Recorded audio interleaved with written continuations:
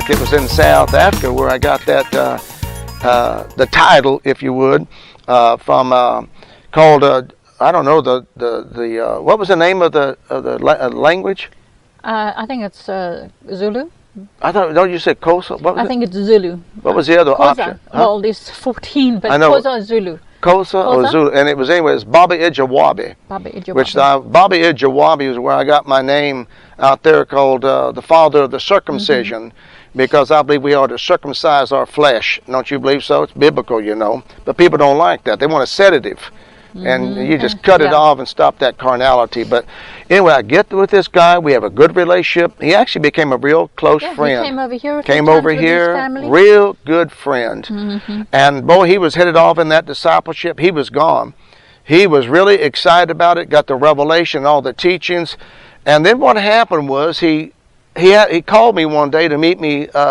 What was the name of the place? A Canal Walk. Canal Walk. I hate to forget Mug it, and Bean. Yeah, Mug and Bean, man, one of my favorite places. But while we were sitting there, in fact, I tell you where we actually met. One of my favorite places to take you, where it had steak on a stick and stuff.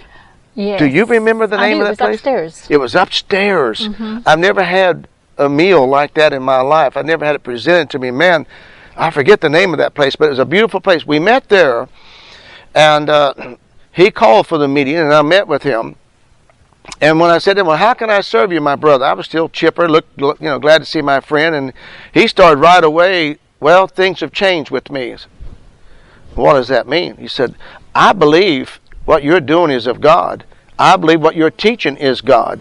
This is really God, Randy. Now listen to this, but I'm not going to be able to do this. I'm not going to be able to support you or stay with you. And I said, why is it? And here he was honest. It costs too much.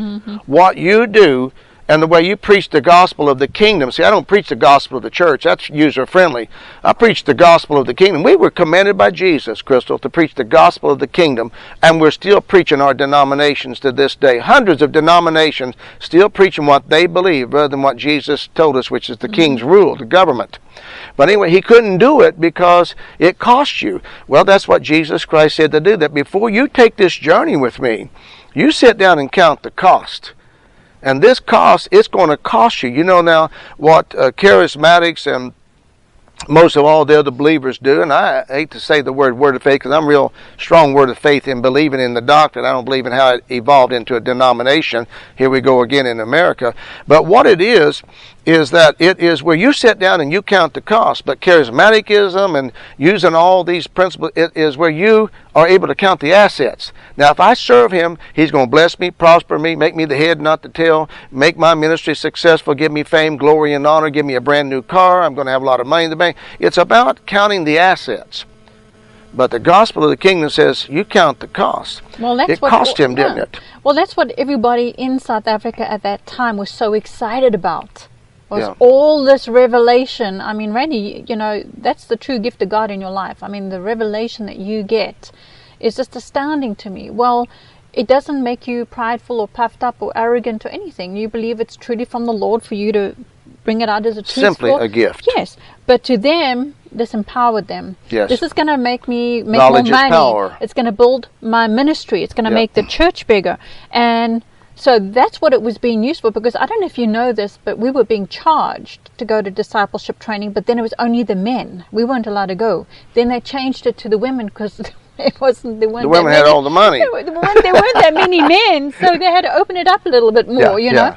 But you could see how it changed people. And you could see how it went to their heads, because everybody wanted to become a spiritual father. Everybody wanted to be a spiritual mother. Everybody wanted to be this. Everybody wanted, and I'm thinking, my gosh, you know, even I bring in the spiritual fatherhood, and man, it went crazy over there. And then they introduced spiritual mothers. Spiritual mothers. Spiritual, but not even biblical. No. Not even biblical. No. So that's no different than the wife being co-pastor. Not even biblical. No, you know, we got to talk about that one. Yeah, you want to be co-pastor? Yeah, equal pastor here. But it was just sad what it did, because it wasn't just with him. It was the concept and the mindset that they all had, that this was to make me money, to make me, you know, the fame, the glory, and